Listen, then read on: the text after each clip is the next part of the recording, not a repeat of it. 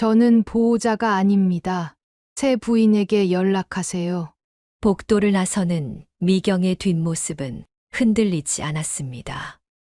하지만 주차장에 도착한 순간 그녀는 차 안에서 한참을 울었습니다. 35년을 함께 산 사람이었습니다. 그 세월이 이렇게 끝나는 것이 믿기지 않았습니다. 대체 그녀에게 무슨 일이 있었던 것일까요? 평범하고 행복하다고 믿었던 35년 결혼 생활은 어쩌다 이 지경까지 오게 된 걸까요? 정미경은 올해 62살입니다. 남편 강민호와는 27에 만나 30에 결혼했습니다. 두 딸을 낳아 키우고 남편이 공무원 생활을 무사히 마칠 때까지 뒷바라지했습니다. 큰딸 지혜는 결혼해서 부산에 살고 작은딸 서연이는 미국에서 직장 생활을 합니다. 미경은 자신이 괜찮은 인생을 살았다고 믿었습니다. 남들이 부러워하는 평범한 가정이었으니까요. 민호가 정년 퇴직한 것은 3년 전이었습니다. 구청 세무과에서 33년을 근무했습니다. 퇴직금은 9,500만 원이 나왔습니다. 둘은 의논 끝에 돈을 모아 동탄 쪽에 작은 오피스텔 하나를 샀습니다. 작았지만 역세권이라 월세 수요가 괜찮았습니다. 민호의 연금은 월 280만 원. 미경은 백화점 화장품 매장에서 파트타임으로 100만 원 정도 벌었습니다. 합치면 월 380만 원 정도의 수입이었습니다. 노후를 제대로 준비하지는 않았지만 그래도 여유로운 편이었죠. 문제는 민호가 변한 것이었습니다. 퇴직 후 민호는 집에만 있었습니다. 아침에 일어나면 TV를 켰습니다. 뉴스를 보다가 드라마, 재방송을 보고 예능 프로그램을 봤습니다. 점심을 먹고 나면 소파에 누워 낮잠을 잤습니다. 오후에 일어나면 또 TV를 봤습니다. 저녁을 먹고 나면 스마트폰을 들여다봤습니다. 유튜브를 보거나 뉴스 기사를 읽었습니다.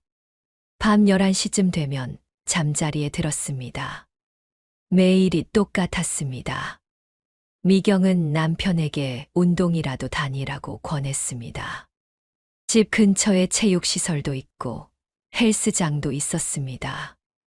하지만 민호는 귀찮다는 말만 되풀이했습니다. 친구들이랑 만나라고 해도 시큰둥했습니다. 뭐 하러 만나냐고 만나봤자 술 먹고 건강 망치는 것밖에 없다고 했습니다. 미경은 답답했습니다. 남편이 무기력해 보였습니다. 퇴직 전에는 아침마다 양복 입고 출근하던 사람이었습니다. 사무실에서 후배들 챙기고 민원인들 응대하고 바쁘게 살았습니다. 그런 사람이 퇴직 후에는 완전히 다른 사람이 됐습니다. 활력이 사라졌습니다. 웃음도 줄었습니다. 대화도 거의 하지 않았습니다. 미경은 친구 수진에게 전화를 걸었습니다. 수진은 미경과 고등학교 동창으로 5년 전 남편과 사별한 뒤 혼자 살고 있었죠. 미경은 하소연했습니다. 우리 남편이 요즘 너무 무기력해. 집에만 있고 TV만 보고 뭘 해도 귀찮대. 수진은 웃으며 말했습니다. 그거 남자들 다 그래. 퇴직하면 할 일이 없으니까. 시간 지나면 나아져. 미경은 한숨을 쉬었습니다. 언제까지 기다려야 돼? 1년? 2년? 사람마다 다르지. 근데 미경아, 너무 신경 쓰지 마, 이 나이에. 남편은 남편 인생이고 너는 내 인생 살아야지. 그냥 너한테 집중해. 전화를 끊고 미경은 생각했습니다. 과연 나아질까? 그런데 어느 날부터 민호가 변하기 시작했습니다. 새벽 5시에 일어나더니 운동복을 입었습니다. 미경은 놀라서 물었습니다. 어디 가요? 등산. 친구가 등산 모임 나가자고 해서. 미경은 안심했습니다. 남편이 드디어 밖으로 나가는구나. 건강도 챙기고 사람도 만나고. 다행이다. 민호는 그날부터 주 3회 등산을 나갔습니다. 화요일, 목요일, 토요일. 아침 일찍 나가서 오후에 돌아왔습니다. 일상에 변화가 생긴 것 같았습니다. 하지만 몇 달이 지나자 이상한 점들이 보이기 시작했습니다. 민호는 등산복을 새로 샀습니다. 노스페이스 바람막이 점퍼, 등산화, 등산 장비. 합해서 70만 원쯤 들었습니다. 미경은 물었습니다. 등산복이 그렇게 비싼 게 필요해요? 좋은 거 입어야 안전하지. 나이 먹고 다치면 안 되잖아. 미경은 수긍했습니다. 그래도 좀 비싸다 싶었지만 건강을 위한 거니까 괜찮다고 생각했습니다. 그런데 민호는 거기서 멈추지 않았습니다. 어느 날 민호가 머리를 염색하고 왔습니다. 새치가 많았던 머리가 검게 변해 있었습니다. 미경은 놀라서 물었습니다. 머리 염색했어요? 응. 너무 늙어 보이는 것 같아서. 미경은 이상했습니다. 남편은 평생 염색 같은 거 관심 없던 사람이었습니다. 새치가 늘어도 그냥 뒀습니다. 자연스럽게 늙는 게 뭐가 나쁘냐고 했습니다. 그런 사람이 갑자기 염색을 했습니다. 며칠 뒤 민호는 향수를 샀습니다. 백화점에서 산 디올 향수였습니다. 15만 원짜리였습니다. 미경은 물었습니다. 향수는 왜 샀어요? 등산하고 나면 땀 냄새 나잖아. 그게 싫어서. 미경은 이해가 안 됐습니다. 샤워하면 되는데 왜 향수까지? 하지만 더 묻지 않았습니다. 남편이 외모에 신경 쓰는 게 나쁜 건 아니니까요. 그런데 민호의 변화는 계속됐습니다. 어느 날 미경은 남편의 옷장을 정리하다가 새 옷들을 발견했습니다. 폴로 셔츠, 청바지, 가죽 재킷. 모두 새 옷이었습니다. 가격표를 보니 합해서 100만 원은 넘었습니다. 미경은 남편에게 물었습니다. 이 옷들 언제 샀어요? 지난주에. 옷이 너무 낡아서. 집에 옷 많잖아요. 왜 이렇게 또 샀어요? 내 돈으로 내가 사는 건데 왜 간섭해? 연금 받아서 쓰는 거잖아. 미경은 할 말을 잃었습니다. 그날 밤 미경은 잠이 오지 않았습니다. 뭔가 이상했습니다. 남편의 변화가 너무 급격했습니다. 염색, 향수, 새 옷, 그리고 등산 모임. 뭔가 숨기고 있는 것 같았습니다.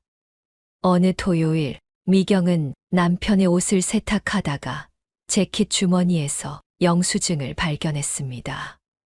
이태원의 한 레스토랑이었습니다. 19만 8천 원. 날짜는 지난주 목요일이었습니다. 미경은 영수증을 들고 거실로 나갔습니다. 민호는 소파에 앉아 TV를 보고 있었습니다. 미경은 영수증을 남편 앞에 내밀었습니다. 이게 뭐예요? 민호는 영수증을 보더니 잠시 멈칫했습니다. 그리고는 대수롭지 않게 말했습니다. 등산 모임 사람들이랑 밥 먹은 거야. 거의 20만 원이나 하는 식사를요. 등산하고 나서요. 사람이 몇 명인데. 나 혼자 먹은 것도 아니고. 뭐가 문제야? 등산 모임에 사람 몇 명이나 돼요? 한 10명. 여자도 있어요? 있지. 반 정도는 여자야. 그냥 건강 모임이야. 왜 이렇게 캐묻는 거야? 미경은 더 이상 묻지 않았습니다. 하지만 마음 한편이 불편했습니다. 민호의 표정이 예전과 달랐기 때문입니다. 집에 있을 때는 무기력했지만 등산 가는 날 아침이면 표정이 살아났습니다. 세수하고 면도하고 거울 앞에서 머리를 정성스럽게 빗었습니다. 옷도 신경 써서 입었습니다. 향수도 뿌렸습니다. 마치 데이트라도 가는 것처럼. 미경은 친구 수진에게 다시 전화했습니다. 수진아, 우리 남편이 요즘 이상해. 등산 모임 나간다고 하는데 뭔가 수상해. 왜? 뭐가 이상한데?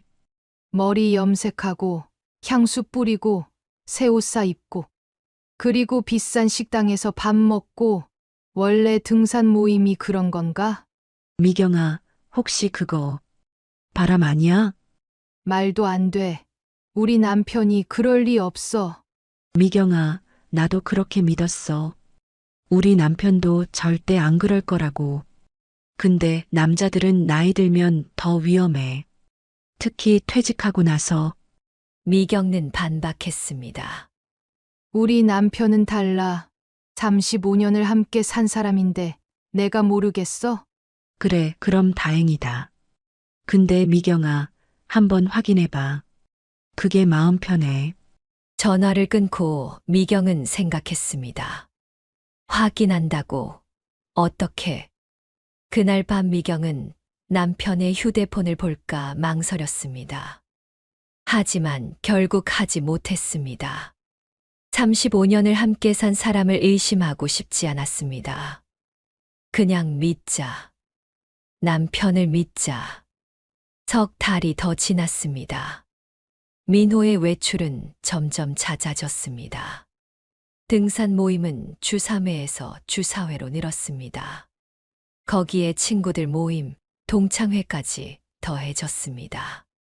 한 주에 5일은 밖에 있었습니다. 집에 있는 날은 이틀뿐이었습니다. 반면 집에서는 미경과 대화를 거의 하지 않았습니다. 밥상을 차려줘도 고맙다는 말이 없었습니다. TV를 보면서도 딴 생각을 하는 것처럼 보였습니다.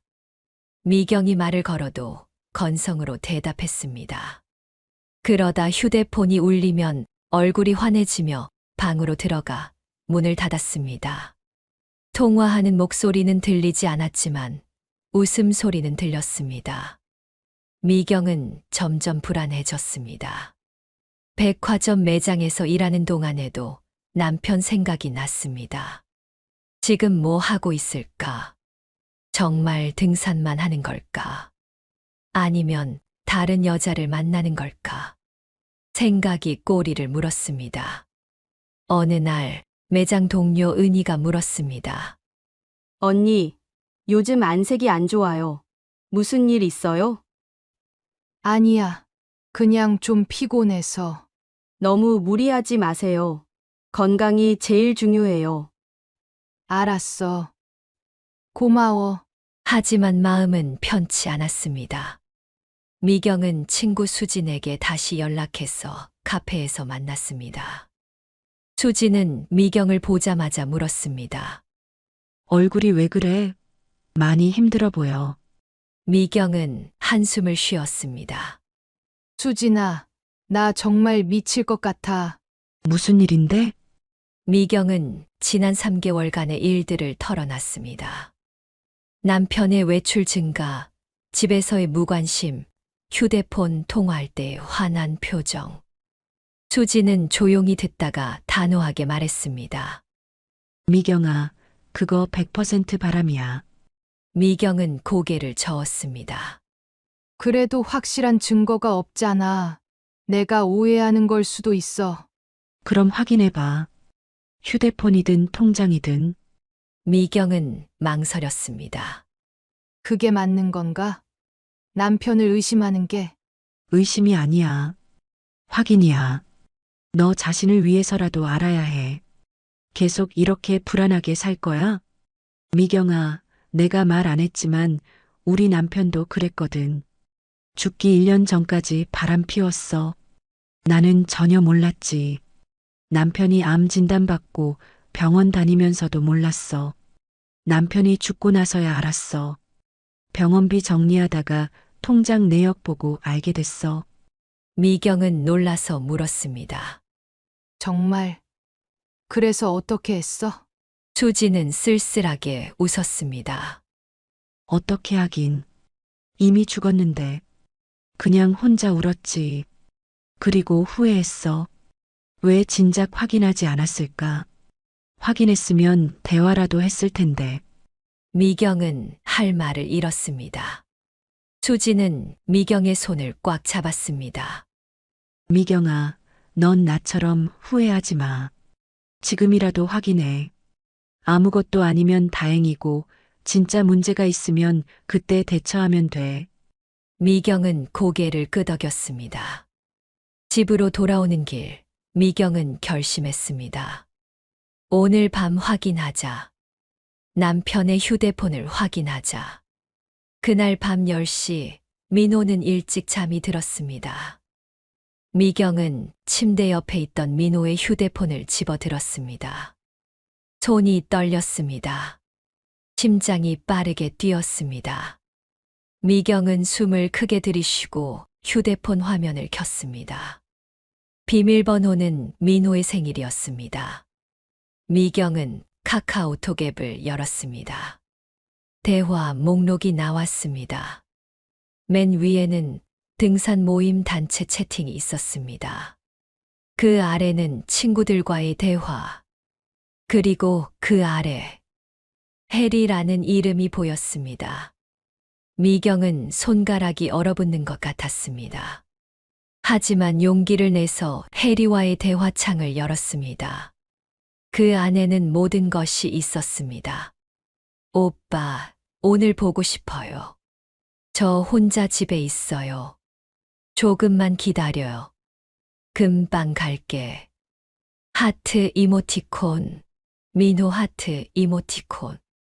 오빠가 저한테 사준 목걸이 정말 예뻐요. 친구들이 다 부러워해요. 해리는 예쁘니까 뭘 해도 예쁘지. 다음엔 더 좋은 거 사줄게. 오빠, 최고. 사랑해요.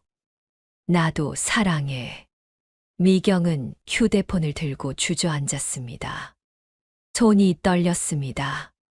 숨이 막혔습니다. 눈물이 났습니다. 35년을 함께 산 남편이 다른 여자에게 사랑한다고 말하고 있었습니다. 하트를 보내고 있었습니다. 목걸이를 사주고 있었습니다. 프로필 사진을 확인했습니다. 해리는 젊은 여자였습니다. 30대 후반쯤으로 보였습니다. 미경은 사진을 오래 바라봤습니다. 그리고 생각했습니다. 저 여자가 뭐가 좋아서, 나보다 뭐가 나아서. 침대에 누웠지만 잠이 오지 않았습니다. 머릿속은 온통 해리와의 대화로 가득했습니다. 미경은 한참을 뜬 눈으로 생각했습니다. 그리고 결심했습니다. 내일 물어보자. 해리가 누구냐고. 다음 날 아침이었습니다. 민호는 평소처럼 등산을 나갈 준비를 했습니다. 등산복을 입고 향수를 뿌렸습니다. 현관문을 나서려는 순간 미경이 말했습니다. 여보, 민호는 돌아봤습니다. 왜? 해리가 누구예요? 민호의 얼굴이 굳었습니다. 잠시 침묵이 흘렀습니다. 어떻게 알았어? 휴대폰 봤어요. 어젯밤에. 민호는 한숨을 쉬었습니다. 그리고 현관문을 닫고 거실로 돌아왔습니다. 소파에 앉았습니다. 민호는 고개를 숙였습니다. 미경은 물었습니다. 언제부터였어요? 1년 좀 넘었어. 어디서 만났어요? 등산 모임. 해리도 거기 회원이야. 나이는 몇 살이에요? 40. 미경은 웃음이 나왔습니다. 40이요? 저보다 22살 어리네요. 민호는 변명하듯 말했습니다. 나도 어쩔 수 없었어. 그냥 그렇게 됐어. 어쩔 수 없었다고요?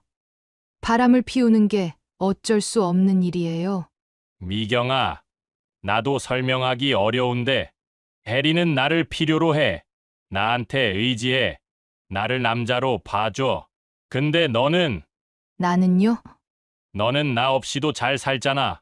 너는 혼자서도 다 할 수 있잖아. 일도 하고, 친구들도 만나고, 취미 생활도 하고. 나는 내게 필요 없는 사람 같았어. 미경은 할 말을 잃었습니다.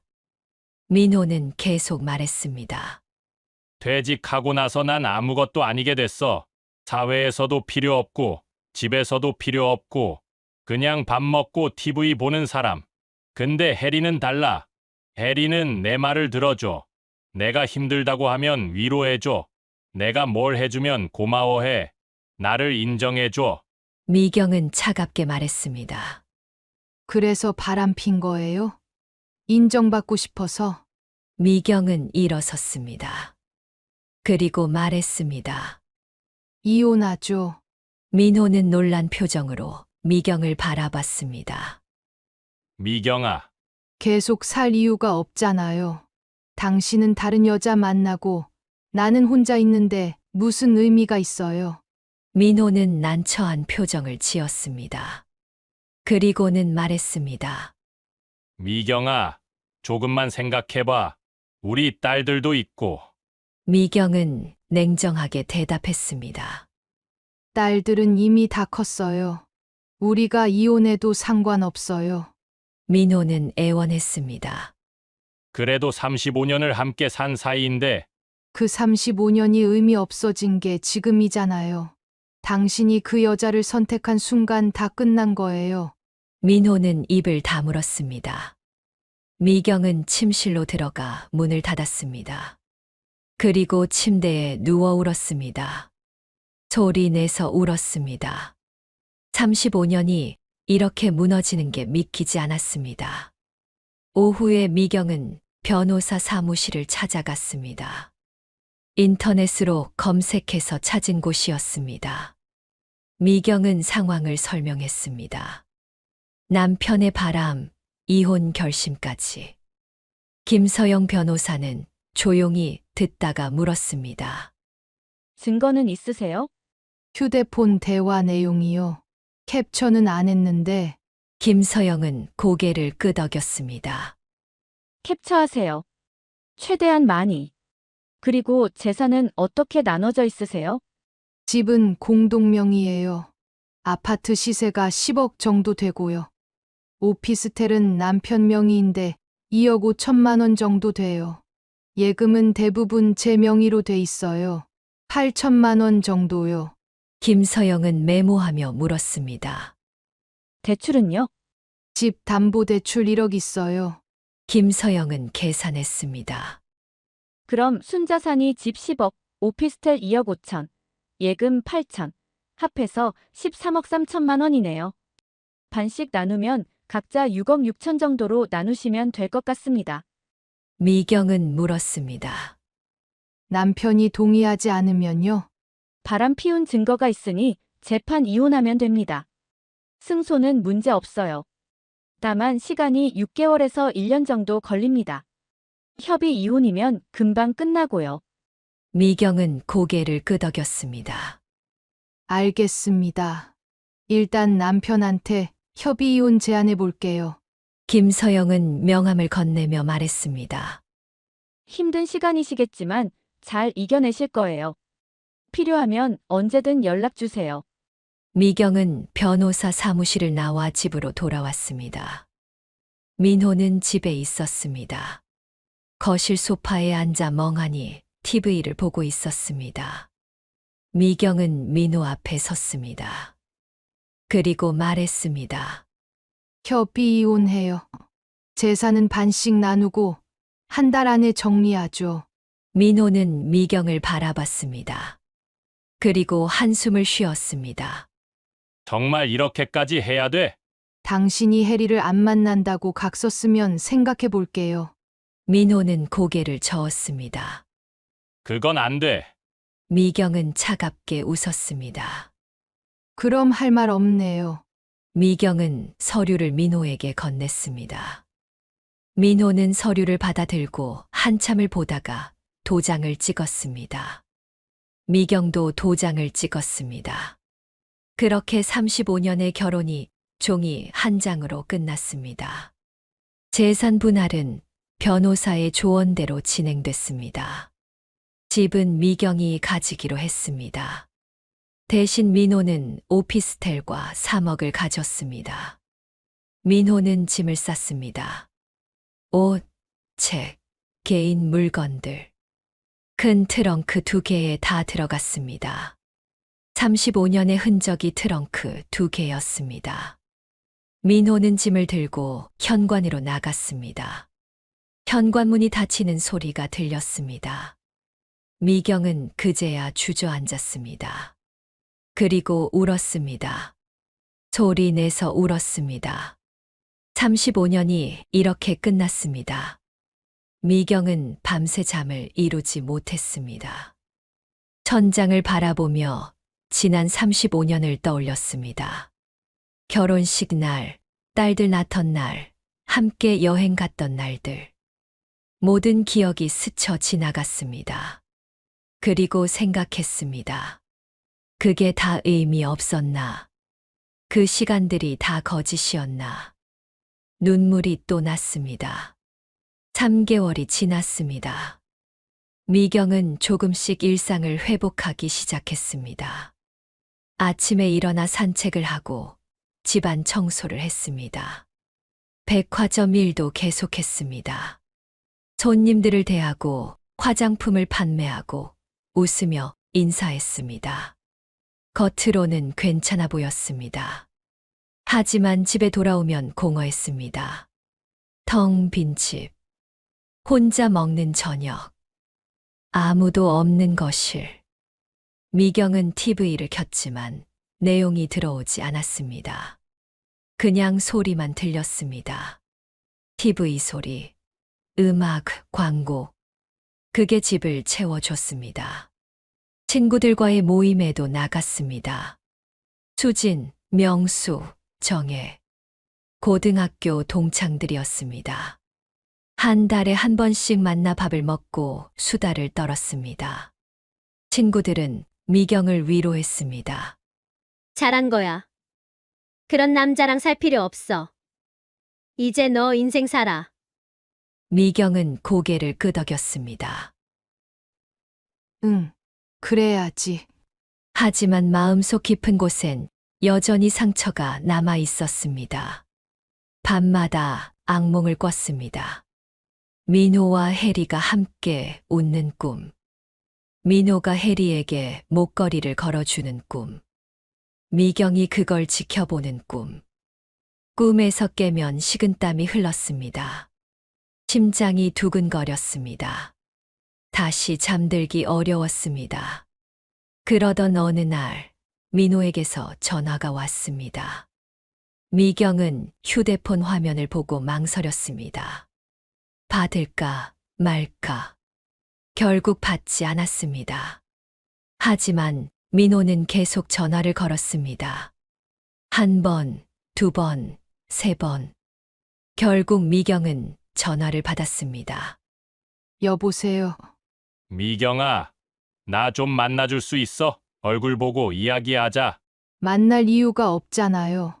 민호는 간청했습니다. 제발, 할 말이 있어. 딱 한 번만. 미경은 한참을 망설이다가 대답했습니다. 어디서요? 집 근처 카페. 내가 자주 가던 그 카페. 미경은 약속을 잡았습니다. 다음 날 오후 2시. 약속 시간에 미경은 카페에 갔습니다. 민호는 이미 와 있었습니다. 구석 자리에 앉아 커피를 마시고 있었습니다. 미경은 민호를 보고 놀랐습니다. 민호는 초췌해 보였습니다. 얼굴은 야위었고 눈빛은 흐렸습니다. 머리는 염색이 빠져 새치가 보였고 옷도 구겨져 있었습니다. 미경은 민호 앞에 앉았습니다. 무슨 일이에요? 민호는 한참을 망설이다가 말했습니다. 해리한테 차였어. 미경은 놀라지 않았습니다. 그냥 담담하게 물었습니다. 왜요? 민호는 쓴웃음을 지었습니다. 내가 돈이 없잖아. 해리는 처음엔 괜찮다고 했어. 나이는 중요하지 않다고. 마음만 있으면 된다고. 근데 시간이 지나니까 달라지더라. 자꾸 돈 얘기를 했어. 여행 가자. 명품 가방 사달라. 차 바꾸고 싶다. 나는 연금으로 겨우 생활비 내는데 그런 걸 어떻게 해줘? 미경은 커피를 한 모금 마시며 들었습니다. 민호는 계속 말했습니다. 그래서 오피스텔 담보대출을 받았어. 3천만 원. 그걸로 해리 차 할부금 내줬어. BMW 시리즈. 월 80만 원씩 나가.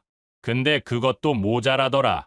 해리는 나한테 오피스텔을 팔아서 같이 카페라도 하자고 했어. 투자금 2억 필요하대. 나는 거절했어. 오피스텔 팔면 나는 뭘로 살아? 그랬더니 해리가 화를 내더라. 나한테 사랑이 없냐고. 진심이 아니었냐고. 미경은 물었습니다. 그래서요? 민호는 고개를 숙였습니다. 헤어지자고 하더라. 자기는 미래가 없는 남자랑은 못 있겠대. 그리고 차단했어. 전화도 문자도 카톡도 다 차단. 미경은 차갑게 웃었습니다. 당연한 일 아니에요. 해리는 당신 돈을 원했던 거죠. 사랑이 아니었어요. 민호는 눈물을 글썽였습니다. 나도 이제 알아. 내가 바보였어. 해리는 나를 사랑한 게 아니었어. 그냥 이용한 거야. 미경은 물었습니다. 그래서 저한테 온 거예요? 미경아, 미안해. 내가 정말 바보였어. 다시 시작할 수 없을까? 미경은 단호하게 대답했습니다. 안 돼요. 민호는 애원했습니다. 제발. 나는 너밖에 없어. 해리는 날 버렸어. 친구들도 다 멀어졌어. 딸들한테도 연락 못해. 지혜가 나한테 실망했대. 서연이는 아예 전화도 안 받아. 정말 너밖에 없어. 미경은 냉정하게 말했습니다. 저는 당신의 마지막 선택지가 아니에요. 필요할 때만 찾는 사람도 아니고요. 민호는 울먹였습니다. 미경아, 미경은 자리에서 일어섰습니다. 그리고 말했습니다. 저는 이제 당신 없이 살 수 있어요. 35년 함께 살았지만 이제 정말 끝이에요. 잘 지내세요. 민호는 미경의 손을 잡으려 했습니다. 미경아, 제발. 미경은 손을 뿌리쳤습니다. 손 떼세요. 미경은 카페를 나섰습니다. 뒤돌아보지 않았습니다. 걸어가는 동안 눈물이 났지만 참았습니다. 집에 도착해서야 미경은 눈물을 흘렸습니다. 하지만 이번 눈물은 달랐습니다. 슬픔이 아니라 해방감이었습니다. 미경은 생각했습니다. 이제 정말 끝났구나. 며칠 후 미경은 상담센터를 찾았습니다. 인터넷으로 검색해서 찾은 곳이었습니다. 상담료는 회당 3만 원으로 부담스럽지 않았습니다. 상담사는 40대 중반의 차분한 여성이었습니다. 이름은 박현주였습니다. 미경은 지난 몇 달간의 이야기를 털어놨습니다. 남편의 바람, 이혼, 그리고 민호의 후회와 재결합 요청까지.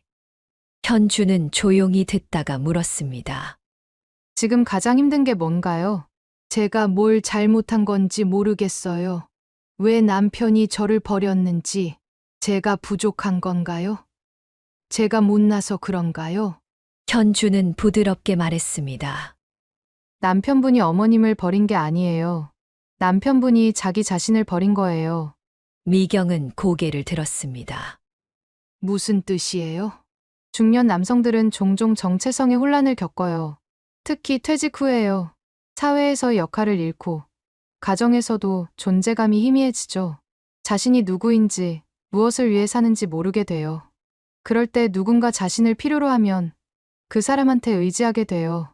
그게 바로 어머님 남편이 겪은 일이에요. 미경은 물었습니다. 그럼 제 잘못은 아닌 건가요? 현주는 고개를 저었습니다. 잘못이란 건 없어요. 다만 어머님이 남편에게 어떤 사람이었는지 생각해 볼 필요는 있어요. 그리고 남편이 어머님에게 어떤 사람이었는지도요. 미경은 침묵했습니다. 현주는 말을 이었습니다. 많은 부부가 사랑이 아니라 의무감으로 함께 살아요. 서로를 사랑하는 게 아니라 그냥 익숙해서, 편해서, 헤어지기 귀찮아서 함께 있어요. 그런 관계는 언젠가 무너져요. 외부 자극이 생기면요. 미경은 고개를 끄덕였습니다. 현주는 물었습니다. 남편분과 함께 있을 때 행복하셨나요? 미경은 망설이다가 대답했습니다. 잘 모르겠어요. 불행하지는 않았어요. 그냥 평범했어요. 현주는 다시 물었습니다. 남편분을 사랑하셨나요? 미경은 또 망설였습니다. 그리고 조용히 대답했습니다. 사랑이라기보다는 정이 들었던 것 같아요. 가족이었죠. 현주는 고개를 끄덕였습니다. 그럼 남편분도 비슷했을 거예요. 어머님을 사랑한 게 아니라 가족으로 여긴 거죠. 그러다 혜리라는 사람을 만났고 혜리는 남편분을 남자로 봐줬어요. 그게 남편분한테는 새로운 경험이었던 거예요. 미경은 눈물이 났습니다. 현주는 티슈를 건네며 말했습니다. 울어도 돼요. 슬픈 일이니까요. 35년이 무너지는 게 슬프지 않을 리 없죠. 미경은 한참을 울었습니다. 그리고 현주는 말했습니다. 이제 어머님 스스로를 돌아볼 시간이에요. 그 안에서 어머님이 누구인지 찾아야 해요. 미경은 집으로 돌아와 일기를 쓰기 시작했습니다. 35년의 결혼 생활을 되돌아봤습니다. 남편과 대화다운 대화를 한 적이 언제였나? 남편의 마음을 물어본 적이 있었나? 남편이 무엇을 원하는지 궁금해한 적이 있었나? 미경은 깨달았습니다. 나는 남편을 사랑하지 않았다. 그냥 함께 사는 사람으로 여겼다. 나는 민호에게 아내가 아니라 엄마였다. 밥 차려주고 빨래해주고 집안일 하는 사람. 민호는 나한테 의지했지만 나는 민호를 돌본 것이지 사랑한 게 아니었다. 그냥 의무감이었다. 그렇다면 민호는 어땠을까? 민호도 마찬가지였을 것이다. 나를 사랑한 게 아니라 집안일 해주는 사람으로 여겼을 것이다. 둘은 사랑이 아니라 의무감으로 함께 살았다. 그러니 민호가 혜리에게 간 것도 이해가 된다. 혜리는 민호를 필요로 했으니까. 민호는 누군가에게 필요한 사람이 되고 싶었으니까. 미경은 펜을 내려놨습니다. 그리고 생각했습니다. 그럼 나는 뭘 원했을까? 나는 왜 민호와 결혼했을까?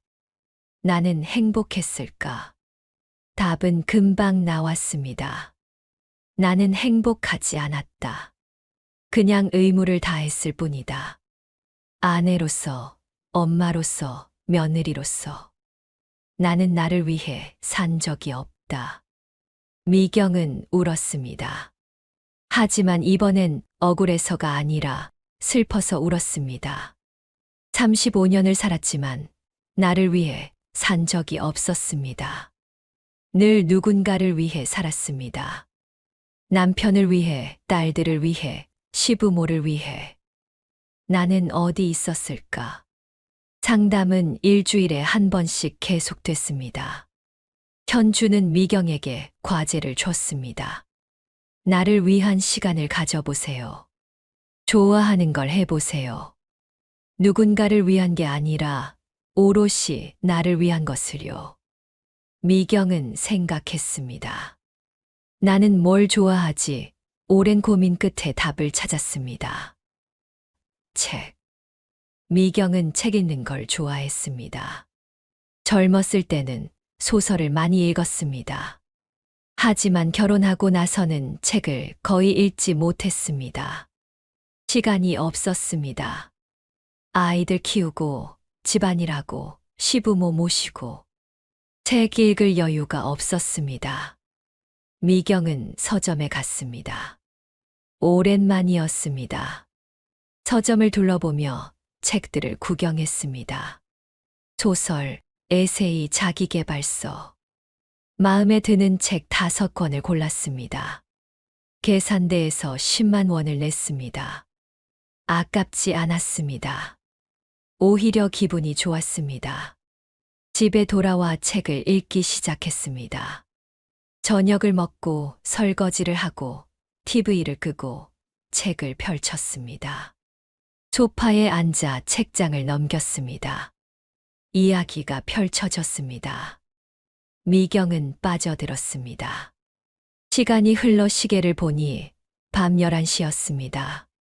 어느새 2시간이 지난 것을 보고 미경은 놀랐습니다. 오랜만에 나를 위한 시간이었습니다.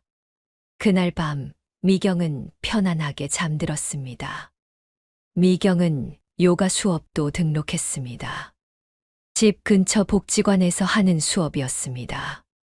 주 2회 화요일과 목요일 오전 10시. 수강료는 월 8만 원이었습니다.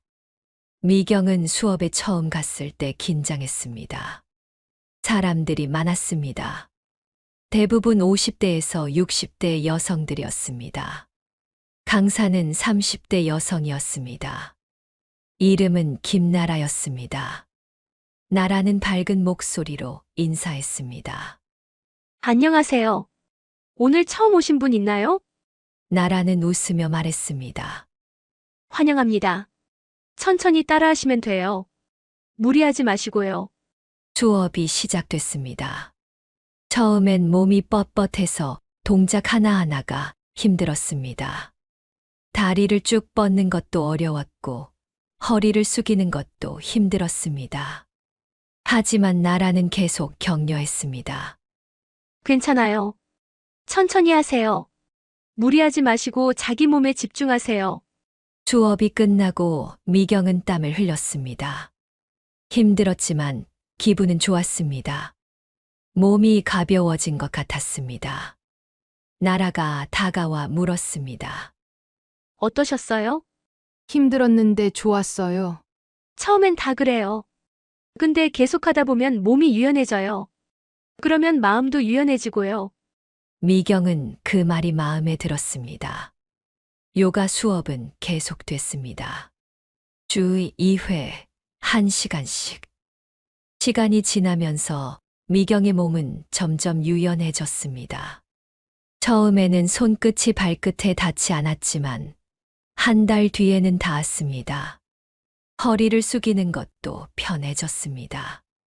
균형 잡는 동작도 할 수 있게 됐습니다. 나라의 말이 맞았습니다. 몸이 유연해지니 마음도 유연해졌습니다. 어느 날 요가 수업이 끝나고 옆자리 여성이 말을 걸었습니다. 혹시 커피 한 잔 하실래요? 미경은 놀랐지만 수락했습니다. 둘은 근처 카페로 갔습니다. 여성의 이름은 이경숙이었습니다. 나이는 미경과 비슷한 60살이었습니다.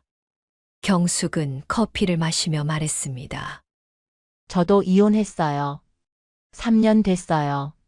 미경은 놀라서 물었습니다. 어떻게 아셨어요? 제가 이혼한 거? 경숙은 웃었습니다. 표정 보면 알아요. 저도 그랬거든요. 처음 요가 시작했을 때 얼굴이 어두웠어요. 근데 시간 지나니까 밝아지더라고요. 외롭지 않아요? 외롭죠. 근데 결혼 생활 할 때도 외로웠어요. 차라리 지금이 나아요. 최소한 제 시간은 제 거니까. 제가 하고 싶은 거 할 수 있으니까. 미경은 고개를 끄덕였습니다. 저도 그래요. 혼자 있는 게 외롭긴 한데 자유롭기도 해요. 경숙은 웃었습니다. 그렇죠. 자유. 그게 제일 좋아요. 둘은 친구가 됐습니다. 요가 수업이 끝나면 함께 커피를 마셨습니다. 서로의 이야기를 나눴습니다. 경숙의 이혼 사연, 미경의 이혼 사연. 비슷하면서도 달랐습니다. 하지만 공통점이 있었습니다. 둘 다 자유를 찾았다는 것. 어느 일요일, 미경은 혼자 바다에 갔습니다. 강릉 바다였습니다. KTX를 타고 2시간 만에 도착했습니다. 미경은 백사장에 앉아 파도를 바라봤습니다. 파도는 밀려왔다가 물러갔습니다. 계속 반복됐습니다. 미경은 생각했습니다. 인생도 저렇게 흘러가는 거겠지. 밀려왔다가 물러가고 다시 밀려오고 끝이 아니라 순환이지. 미경은 속으로 말했습니다. 이제 나는 나를 위해 살아야겠다. 누군가를 위해서가 아니라 오롯이 나를 위해. 6개월이 지난 어느 날, 미경은 민호에게서 다시 연락을 받았습니다. 이번엔 문자였습니다. 미경아, 나 병원에 입원했어. 혈압이 너무 높아서 쓰러졌어. 혼자서 힘들어. 도와줄 수 있어? 미경은 문자를 보고 한참을 망설였습니다. 가야 하나, 말아야 하나. 그리고 답장을 보냈습니다. 새 부인한테 연락하세요. 민호에게서 바로 답장이 왔습니다. 혜리는 연락 안 하는 거 알잖아. 딸들도 바빠서 올 수 없대. 제발 좀 와줘. 미경은 친구 수진에게 전화를 걸었습니다. 수진은 단호하게 말했습니다. 너희는 이미 남남이야. 알아. 근데 그냥 내버려 두기엔 마음이 불편해. 35년을 함께 산 사람인데. 수진은 한숨을 쉬었습니다. 미경아, 너 아직도 그 사람 신경 쓰는 거야? 너 스스로를 위해서라도 관계를 끊어야 돼. 미경은 침묵했습니다. 근데 정가고 싶으면 가. 대신 조건 없이 가. 뭘 기대하지 말고. 그냥 마지막 정리라고 생각하고. 미경은 고개를 끄덕였습니다. 알았어. 결국 미경은 병원에 갔습니다. 민호는 7층 병실에 입원해 있었습니다. 얼굴은 창백했고 몸은 더욱 야위어 보였습니다. 팔에는 링거가 꽂혀 있었습니다. 민호는 미경을 보자 눈물을 글썽였습니다. 미경아, 고마워. 와줘서. 미경은 차갑게 말했습니다. 혈압이 얼마나 높았어요? 190 응급실로 실려왔어. 의사가 말하길 자칫하면 뇌졸중 올 뻔했대. 미경은 물었습니다. 혈압약은 잘 먹고 있었어요? 잘 안 먹었어. 귀찮아서. 그리고 혼자 사니까 신경 써주는 사람도 없고. 미경은 한숨을 쉬었습니다. 그리고 물었습니다. 왜 저한테 연락했어요? 민호는 잠시 망설이다가 대답했습니다. 너밖에 없어서. 저밖에 없다고요? 민호는 고개를 끄덕였습니다. 미경은 차갑게 웃었습니다. 나는 당신이 버릴 수 있을 땐 버리고 필요할 때만 찾는 사람이에요. 당신이 날 버리고 바람핀 이유, 이제 알겠어요. 저는 당신한테 그냥 편한 사람이었던 거죠. 엄마처럼 돌봐주는 사람, 밥 차려주고 빨래해주고 집안일 해주는 사람. 근데 혜리는 달랐죠. 혜리는 당신을 남자로 봐줬으니까, 당신한테 의지하고 당신을 필요로 했으니까 당신은 그게 좋았던 거예요. 누군가한테 필요한 남자가 되고 싶었던 거죠. 민호는 눈물을 흘렸습니다. 저도 당신을 사랑한 게 아니었어요. 그냥 의무감으로 함께 산 거예요. 아내니까, 엄마니까, 며느리니까, 그렇게 살아야 한다고 배웠으니까, 우리 둘 다 잘못한 거예요. 서로를 사랑하지 않았던 거예요. 민호는 고개를 숙였습니다. 저는 이제 저를 위해 살고 싶어요. 누군가를 돌보기 위해서가 아니라 제가 행복하기 위해서요. 당신도 당신을 위해 사세요. 해리 같은 사람 찾지 말고 진짜 당신을 돌아보세요. 민호는 조용히 물었습니다. 그럼 우리는 정말 끝인 거야? 미경은 고개를 끄덕였습니다. 네, 끝이에요. 민호는 눈물을 닦으며 말했습니다. 미안해. 정말 미안해. 미경은 대답했습니다. 저도 미안해요. 당신을 사랑하지 못해서. 근데 이제는 괜찮아요. 이제는 자유로우니까. 미경은 병실을 나섰습니다. 복도를 걸어가며 눈물이 났습니다. 하지만 이번엔 참지 않았습니다. 그냥 흘렀습니다. 슬픔과 해방감이 섞인 눈물이었습니다. 병원을 나서며 미경은 하늘을 올려다봤습니다. 맑았습니다. 구름 한 점 없이 파랬습니다. 미경은 크게 숨을 들이쉬었습니다. 그리고 생각했습니다. 이제 정말 끝났다. 1년이 지났습니다. 미경은 작은 카페를 열었습니다. 집 근처 조용한 골목에 있는 10평짜리 공간이었습니다. 인테리어는 직접 했습니다. 원목 테이블 3개, 의자 6개, 화분 10개, 벽에는 그림 몇 점. 소박했지만 따뜻했습니다. 카페 이름은 혼자만의 시간이었습니다. 미경이 직접 지은 이름이었습니다. 혼자 있는 시간이 소중하다는 의미였습니다. 손님은 많지 않았습니다. 하루 평균 10명 정도였죠. 대부분 동네 주민들이었습니다. 미경은 손님들에게 커피를 내리고 간단한 대화를 나눴습니다. 수익은 많지 않았습니다. 한 달 매출은 300만 원 정도였습니다. 거기서 월세 100만 원, 재료비 80만 원, 공과금 30만 원을 빼면 순이익은 90만 원 정도였죠. 하지만 미경은 만족했습니다. 돈을 많이 버는 게 목적이 아니었으니까요. 나를 위한 공간, 나를 위한 시간을 갖는 게 목적이었습니다. 어느 날 큰딸 지혜가 카페에 찾아왔습니다. 지혜는 부산에서 KTX를 타고 올라왔습니다. 카페 문을 열고 들어서며 주위를 둘러봤습니다. 엄마, 여기 분위기 좋다. 미경은 웃었습니다. 그치? 엄마가 직접 꾸몄어. 엄마 요즘 표정이 정말 좋아. 예전과 달라. 뭐가 어떻게 다른데? 밝아졌어. 예전엔 항상 뭔가 무거운 표정이었는데 지금은 가벼워 보여. 편안해 보이고. 미경은 고개를 끄덕였습니다. 응. 행복해. 지혜는 조심스럽게 물었습니다. 아빠는 어떻게 지내? 모르겠어. 연락 안 해. 병원에서 본 게 마지막이야. 지혜는 말했습니다. 아빠가 요즘 혼자 오피스텔에 산대. 작은 이모가 얘기하더라.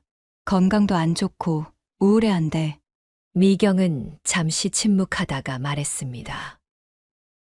안 됐네. 근데 그건 아빠가 선택한 삶이야. 엄마는 이제 관여하지 않을 거야. 지혜는 엄마의 손을 잡았습니다. 엄마, 그동안 고생 많았어. 정말 많이 힘들었지? 미경은 눈물이 글썽했습니다. 힘들었지. 근데 이제는 괜찮아. 오히려 지금이 더 좋아. 지혜는 웃었습니다. 엄마 멋있어. 정말. 미경은 딸의 손을 꽉 잡았습니다. 저녁이 되자 미경은 카페 문을 닫고 집으로 돌아왔습니다. 집은 조용했지만 외롭지 않았습니다. 미경은 음악을 틀었습니다. 그리고 따라 불렀습니다. 바람이 분다, 바람이 분다. 내 마음의 바람이. 미경은 저녁을 차렸습니다. 간단한 샐러드와 와인 한 잔. 혼자 먹는 식사였지만 풍족했습니다. 테이블을 예쁘게 차리고 양초를 켰습니다. 느긋하게 먹었습니다. 급할 것도 없었고 누가 재촉하지도 않았습니다. 식사를 마치고 설거지를 했습니다. 그리고 소파에 앉아 책을 펼쳤습니다. 최근에 산 에세이였습니다. 제목은 나를 위한 시간이었습니다. 미경은 책을 읽으며 공감했습니다. 책 속의 문장들이 마음에 와닿았습니다. 혼자 있는 시간이 외로운 게 아니다. 진짜 외로움은 함께 있어도 혼자인 것이다. 미경은 그 문장에 밑줄을 그었습니다. 그리고 생각했습니다. 민호와 함께 있을 때 나는 외로웠다. 35년을 함께 살았지만 늘 혼자였다. 근데 지금은 혼자지만 외롭지 않다. 오히려 자유롭고 행복하다. 창밖으로 달이 떠올랐습니다. 미경은 창가로 가서 달을 바라봤습니다. 달은 고요히 빛나고 있었습니다. 둥글고 밝았습니다. 미경은 미소 지었습니다. 그리고 속으로 말했습니다. 민호가 바람 피운 건 나 때문이 아니었다. 우리는 서로를 사랑하지 않았다. 그냥 의무감으로 함께 살았다. 그래서 헤어진 것이다. 그리고 이제 나는 나를 사랑하며 살 것이다. 미경는 와인잔을 들고 달을 향해 건배했습니다. 나를 위하여, 나의 자유를 위하여, 나의 행복을 위하여. 그리고 와인을 한 모금 마셨습니다. 달콤하고 부드러웠습니다. 목으로 넘어가며 온몸이 따뜻해졌습니다. 미경은 만족스러웠습니다. 앞으로의 삶이 기대됐습니다. 어떤 일들이 펼쳐질지, 어떤 사람들을 만날지, 어떤 경험을 하게 될지, 모든 게 궁금했습니다. 하지만 두렵지 않았습니다. 이제 미경은 혼자서도 잘 살 수 있었으니까요. 이제 시작이야. 진짜 내 인생이 시작되는 거야. 미경은 편안하게 잠들었습니다. 마무리 인생의 후반에 찾아온 이혼은 끝이 아니라 새로운 시작이었습니다. 35년의 결혼이 무너졌을 때 정미경은 자신을 돌아봤습니다. 그리고 깨달았습니다. 남편의 바람은 나 때문이 아니었다는 것을. 우리는 서로를 사랑하지 않았고 의무감으로만 함께 살았다는 것을. 진짜 사랑은 상대를 필요로 하는 것이 아니라 상대를 있는 그대로 받아들이는 것입니다. 그리고 그 전에 나 자신을 사랑하는 것입니다. 미경은 이제 그 사실을 압니다. 그래서 행복합니다. 오늘 정미경 씨의 이야기는 어떠셨나요? 이혼 후 깨달은 진실, 그리고 새로운 시작. 댓글로 여러분의 생각을 나눠주세요. 여러분의 노후가 행복하길 바랍니다. 구독, 좋아요는 제게 큰 힘이 됩니다.